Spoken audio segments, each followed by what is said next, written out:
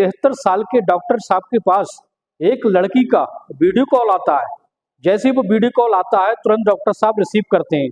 Receive करने के बाद डॉक्टर साहब की उस लड़की से बातचीत होने लगती है। वो लड़की कहती है कि डॉक्टर साहब मैं आपको बहुत अच्छे से जानती हूँ, और इस तरीके से डॉक्टर साहब कहते हैं मैं तो आपको नहीं जानता। तो वो लड़की कहने लगती है कि मैं आपको चाहती हूँ और मैं आपको बहुत अच्छे से जानती हूँ क्या, और इस तरीके से वो मीठी मीठी बातों में डॉक्टर साहब को फुसलाने लगती है। और डॉक्टर साहब कहते हैं कि मेरी उम्र तो अब बहुत ज़्यादा हो चुकी है और मैं इन सब लफड़ों में नहीं पड़ना चाहता। वो डॉक्टर साहब को एक ऐसा झांसा दे देती है जिसके बाद डॉक्टर साहब बहुत ज़्यादा खुश हो जाते हैं। वो लड़की ऐसा कांड कर देती है जिसके बाद डॉक्टर साहब अपनी पूरी जिंदगी की संपत्ति को हाथ से खो देते हैं। डॉक्टर साहब के साथ क्या होता है आइए जानते हैं। नमस्कार, आदाब, सत श्री अकाल।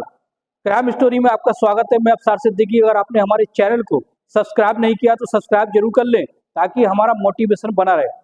दोस्तों, ये सच्ची घटना की शुरुआत होती है हरियाणा के, और 73 साल के एक डॉक्टर साहब होते हैं, बड़े नामचीन डॉक्टर होते हैं। दोस्तों, उनका बहुत ही नाम होता है। शहर से लेकर गांव तक लोग बहुत अच्छे तरीके से उनको जानते हैं। अब वो 73 साल के हो चुके होते हैं और उनकी अभी भी सर्विस बहुत बढ़िया थी। 8 अगस्त 2024 को डॉक्टर साहब के पास एक वीडियो कॉल आता है। डॉक्टर साहब तुरंत उसको रिसीव करते हैं। रिसीव करने के बाद देखते हैं कि वीडियो कॉल पे एक बहुत ही खूबसूरत लड़की आ रही है। दोस्तों, वो लड़की उनसे मीठी मीठी बातें करने लगती है। कहते हैं आप कौन, मैंने आपको नहीं पहचाना। तो वो लड़की कहती है डॉक्टर साहब मैं आपको बहुत अच्छे से जानती हूँ और मैं आपको चाहती हूँ। इस तरीके से वो मीठी मीठी बातों में डॉक्टर साहब को फांसने लगती है।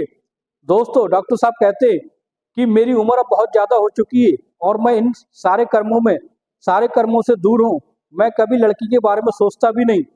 फिर क्या होता है, लड़की झांसा देने लगती है। कहती क्या डॉक्टर साहब, एक खूबसूरत लड़की अगर तुमसे अपनी प्यार का इजहार कर रही है तो क्या तुम्हें ये सब पसंद नहीं? फिर डॉक्टर साहब बहकने लगते हैं। फिर डॉक्टर साहब से वो कहती है कि मैं तुम्हें आज एक ऐसी चीज दिखाऊंगी जिसे देखकर तुम्हारे जिंदगी सफल हो जाएगी। दोस्तों, वो लड़की बाथरूम में जाती है वीडियो कॉल पर ही, और डॉक्टर साहब से भी कहती है कि जैसे जैसे मैं करती जाती हूँ वैसे वैसे तुम भी करो, तुम्हें बहुत ही आनंद आएगा, बहुत अच्छा लगेगा। वो लड़की वो अपने बाथरूम में जाती है और डॉक्टर साहब अपने बाथरूम में जाते हैं। जाने के बाद वो लड़की धीरे धीरे करके अपने एक एक कपड़े को निकालने लगती है। बिल्कुल निवस्त्र हो जाती है। अब बिल्कुल डॉक्टर साहब भी अपने कपड़े निकालने लगते हैं और वो भी निवस्त्र हो जाते हैं। इस तरीके से दोनों एक दूसरे के सामने बिल्कुल न्यूड हो जाते हैं, नग्न अवस्था में हो जाते हैं, एक दूसरे से साथ चैटिंग करने लगते हैं। कुछ देर के बाद दोस्तों वो लड़की बदल जाती है और कहती है डॉक्टर साहब, दोस्तों वो लड़की बदल जाती है और कहती है डॉक्टर साहब, अब तुमने मजे तो भरपूर ले लिए, अब तुम्हारे साथ जो होगा तुम सोच भी नहीं सकते। जो तुमने मेरे साथ वीडियो कॉल की है ये सारी मैंने रिकॉर्ड कर ली है।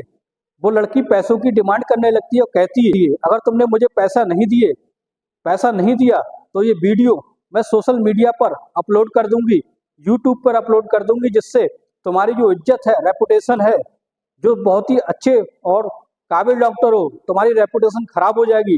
डॉक्टर साहब बड़ा चिंतित हो जाते हैं और चिंतित होने के बाद दोस्तों डॉक्टर साहब कहते हैं ये तुम कैसे कर सकती हो। इसी के बीच में उनकी कॉल कट हो जाती है। दोस्तों, फिर क्या होता है, जैसे ही कॉल कट हो जाती है, कॉल कट होने के बाद 9 अगस्त का समय आ जाता है, 10 अगस्त आ जाती है। उसके बाद डॉक्टर साहब सोचने लगते हैं कि शायद ये बुरा सपना था, किसी ने उनके साथ मजाक किया है। लेकिन जैसे ही 12 अगस्त दोपहर का समय होता है तो उनके पास एक वीडियो कॉल फिर आती है। दोस्तों, जैसे ही डॉक्टर साहब उस वीडियो कॉल को रिसीव करते हैं तो देखते हैं उनके सामने एक वर्दी पहने हुए एक कोई अधिकारी खड़ा है जिसका नाम राम सिंह पांडे होता है, और वो अपने आप को सीबीआई का अधिकारी बताता है। दोस्तों, वो अपने आप को सीबीआई का अधिकारी बताता है। वो राम सिंह पांडे जो होता है वो वर्दी में पहने हुए और इस तरीके से डॉक्टर साहब से कहता है कि आपने ये क्या किया, एक लड़की के साथ नग्न अवस्था में वीडियो बना लिया, और अगर ये वीडियो आपका अपलोड हो गया तो आपकी रेपुटेशन, आपकी जो जिंदगी, आपने जो कुछ किया है वो सब एक ही झटके में खत्म हो जाएगा। वो डॉक्टर साहब को धमकाने लगता है और कहता है, डॉक्टर साहब से कहता है कि तुम्हें घबराने की जरूरत नहीं है। अगर ये वीडियो तुम्हारा अपलोड नहीं होगा, सिर्फ मैं एक नंबर देता हूँ यूट्यूब के अधिकारी का, जिनका नाम संजय सिंह यादव है। दोस्तों, राम सिंह पांडे, संजय सिंह यादव, उसको उनको यूट्यूब का एक अधिकारी बताता है और कहता है कि अगर आप उनसे खुद ही बात कर लो, वो आपका वीडियो अपलोड नहीं करेंगे। दोस्तों, जैसे ही वो डॉक्टर साहब उन अधिकारी के पास फोन लगाते हैं, तो संजय सिंह यादव फोन उठाते हैं और कहते हैं, डॉक्टर साहब, ये आपने क्या किया? आप इतने नामचीन डॉक्टर होते साथे लड़कियों के साथ ऐसे ऐसे काम कर रहे हो, नग्न अवस्था में वीडियो बनाते हो। अगर ये तुम्हारा वीडियो हमारे पास है, अगर अपलोड हो जाएगा तो तुम क्या करोगे? तुम्हारी जिंदगी, कैरियर एकदम से खत्म हो जाएगा। डॉक्टर साहब घबराने लगते हैं और कहने लगते हैं कि सर, मैं क्या कर सकता हूँ, मुझे इस दलदल से बचा लो। तो वो अधिकारी संजय सिंह यादव कहने लगता है कि अगर तुम चाहते हो तुम्हारा वीडियो अपलोड ना हो, तो तुम्हें एक काम करना होगा, अभी 3 लाख रुपए तुम्हें मेरे खाते में ट्रांसफर करने होंगे। दोस्तों, डॉक्टर साहब कहते हैं कि जो मैंने रेपुटेशन बनाई है, नाम बनाया है, इसको बचाने के लिए मैं तुम्हारे खाते में ट्रांसफर कर देता हूँ। और वो अपनी पत्नी के खाते से 3 लाख का आरटीजीएस लगा देते हैं। संजय सिंह यादव के पास 3 लाख पहुंच जाते हैं।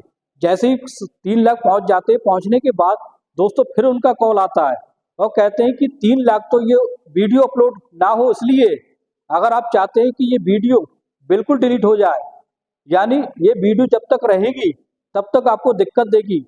अगर मान लो वीडियो अपलोड सोशल मीडिया पर अपलोड ना हो, यानी यूट्यूब से तो हम बचा लेंगे, लेकिन दूसरे प्लेटफॉर्म है जैसे इंस्टाग्राम, फेसबुक या और भी जैसे सोशल मीडिया है, अगर उस पर ये वीडियो अपलोड ना हो, इस वीडियो को बिल्कुल ही खत्म कर दिया जाए, तो उसके लिए आपको एक काम करना होगा, सारे अधिकारियों को पैसा खिलाना होगा, 3 लाख और ट्रांसफर करने होंगे। जैसे ही ये बात वो डॉक्टर साहब सुनते हैं तो टेंशन में होते हैं और कहते हैं कोई बात नहीं, 3 लाख का फिर वो 3 लाख फिर उसके खाते में ट्रांसफर करा देते हैं।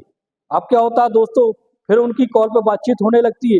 फिर वो संजय सिंह यादव कहते हैं कोई बात नहीं, मैं सोशल मीडिया से आपकी वीडियो तो बचा लूंगा, लेकिन इसके बहुत बहुत उच्च अधिकारी हैं, उनको क्या जवाब दूंगा? सारे अधिकारियों को पैसा खिलाना होगा, इसलिए 3,98,000 और तुम्हें ट्रांसफर करने होंगे अभी के अभी। दोस्तों, डॉक्टर साहब पहले तो माथे को पसीना आ जाता है और घबराने लगते हैं, लेकिन फिर क्या होता है दोस्तों, वो अपनी इज्जत की खातिर 3,98,000 और ट्रांसफर कर देते हैं। अब इस तरीके से उनके खाते से 9,98,000 की रकम उनके खाते से ट्रांसफर की जा चुकी थी। फिर क्या डॉक्टर साहब समझते हैं अब तो मामला शांत हो गया और बड़ा सुकून की सांस लेते हैं। लेकिन 14 अगस्त को 2024 को फिर वो सीबीआई अधिकारी राम सिंह पांडे का फोन आता है, साहब ये आपकी जो बात है, ये वीडियो है, अब पूरी तरीके से सोशल मीडिया पर फैलने वाली है, ये क्राइम तुम्हारा छुप नहीं सकता है, अगर इसके लिए ये बहुत ही बड़ा अपराध है और इसके लिए तुम्हें दंड जरूर मिलेगा। नहीं पाना चाहते हो तो तुम्हें एक स्टाम्प खरीदना होगा $25,000 का, यानी हम यूएस में हैं, यूएस के हिसाब से तुम्हें $25,000 का एक स्टाम्प खरीदना होगा, जिससे तुम्हारे ऊपर कोई मुकदमा नहीं होगा और इस तरीके से तुम अपनी जिंदगी में खुशहाल जिंदगी जी पाओगे। $25,000 लगभग 20,17,000 की रकम होती है। और क्या होता है, डॉक्टर साहब उसके खाते में ट्रांसफर करा देते हैं। इसके बाद भी वो राम सिंह पांडे नहीं रुकता है और फिर कहने लगता है कि डॉक्टर साहब ये तो अभी कुछ नहीं है, इससे उच्च अधिकारी हैं, उनको भी इस बात की खबर हो चुकी है कि डॉक्टर साहब ने ऐसा ऐसा कांड कर दिया है, तुम्हें 20 लाख की रकम और देना होगी। डॉक्टर साहब कहते हैं कि मेरी जो जमा पूंजी है वो मैं तो आपको दे चुका हूं, अब कहां से दूंगा? फिर डॉक्टर साहब जैसे तैसे व्यवस्था करते हैं दोस्तों। फिर डॉक्टर साहब जैसे तैसे 20 लाख की और व्यवस्था करके उनके खाते में ट्रांसफर करा देते हैं। ये 14 अगस्त का समय बीत जाता है, डॉक्टर साहब राहत की सांस लेते हैं, उन्हें लगता है कि अब कुछ नहीं होगा। 19 अगस्त को सीनियर अधिकारी राकेश अस्थाना नाम के व्यक्ति का एक फोन आता है और उसके बाद डॉक्टर साहब रिसीव करते हैं तो डॉक्टर साहब घबरा जाते हैं, कहते हैं कि ऐसा क्या हो गया? राकेश अस्थाना कहते हैं कि हम क्राइम ब्रांच से बोल रहे हैं और तुम अब बहुत ही बड़े दलदल में फंस चुके हो, अब तुम इससे निकल नहीं सकते, तुम्हें जाहिर सी बात है अब तो उम्र कैद होगी या फांसी होगी।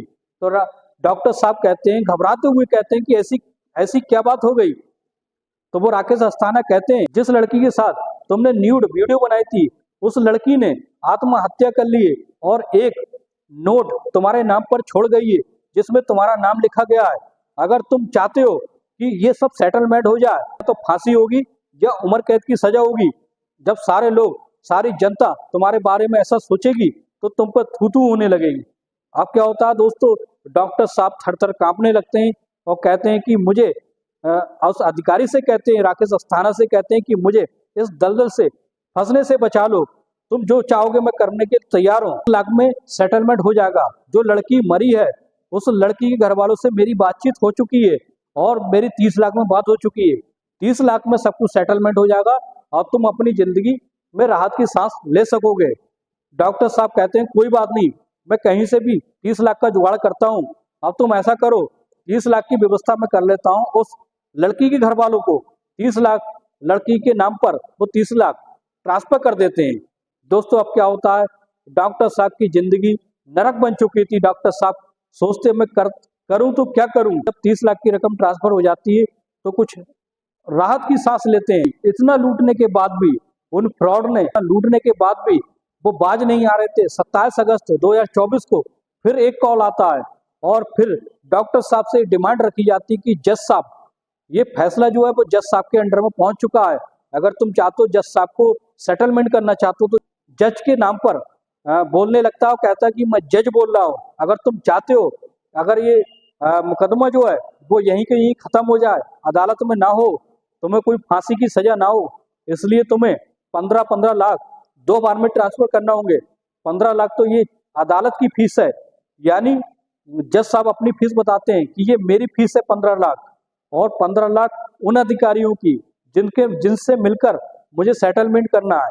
अब इस तरीके से डॉक्टर साहब जो होते हैं वो कहते हैं कि मैं बिल्कुल नचुड़ चुका हूँ, मैं बिल्कुल खत्म हो चुका हूँ, मैं पैसे कहाँ से दूं। लेकिन कहीं ना कहीं से उधार सुधार लेकर डॉक्टर साहब 15-15 लाख 2 बार में ट्रांसफर कर देते हैं। अब कुल मिलाकर उनकी जो रकम थी डॉक्टर साहब के खाते से 1,34,65,000 की रकम उनके यहाँ से जा चुकी थी। शख्स होते हैं उनके स्टाफ के, उनके सहयोगी होते हैं, एक दिन उनके सामने बैठकर डॉक्टर साहब कहने लगते हैं कि मैं तो बर्बाद हो चुका हूँ, मैं लुट चुका हूँ, मेरे साथ ऐसा ऐसा कांड हो चुका है, एक लड़की ने मेरे साथ ऐसा ऐसा कर दिया है और मुझसे लगभग 1,34,00,000 की रकम भी ऐंठ चुके हैं।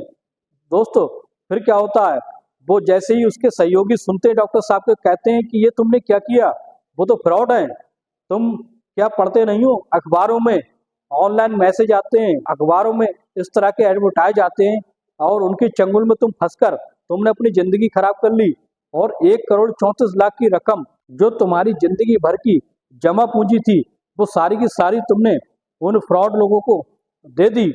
अब क्या हो सकता है, अब उनकी अकल ठिकाने पर आ चुकी होती है, वे समझ चुके थे कि उनके साथ बहुत बड़ा फ्रॉड हो चुका है। क्या होता है, वो साइबर क्राइम अधिकारी जो होते हैं उनके पास जाकर ऑनलाइन कंप्लेंट करते हैं और ऐसी सी बात बताते हैं।